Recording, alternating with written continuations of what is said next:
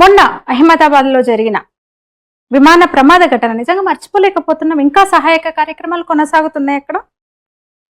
అందులో కూడా కేంద్ర రాష్ట్ర బలగాలకు తోడు రాష్ట్రీయ స్వయం సేవక్ సంఘ్ అంటే స్వయం సేవకులు, అట్లనే సేవాభారతి కార్యకర్తలు రంగంలోకి దిగారు. వాళ్ళతో పాటు అధికార యంత్రాంగంతో సమానంగా వీళ్ళు సేవా కార్యక్రమాలు కొనసాగినాయి.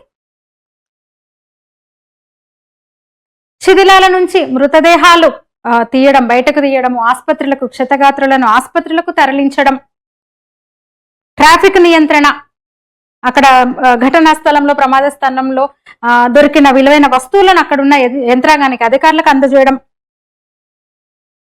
క్షతగాత్రులకు ముఖ్యంగా వైద్య సాయం విషయంలో అంటే కనీసం గాయపడ్డ వాళ్ళను కూడా బతుకున్న వాళ్ళనన్నా కాపాడుకుందాం, అంటే తీవ్రంగా గాయపడ్డ వాళ్ళని అక్కడ ఘటనలో గాయపడిన వాళ్ళనన్నా కాపాడుకుందాం, వాళ్ళ ప్రాణాలన్నా నిలుపుకుందామని ప్రథమ చికిత్స చేయడం, హుటాహుటిన ఆసుపత్రికి తరలించడము,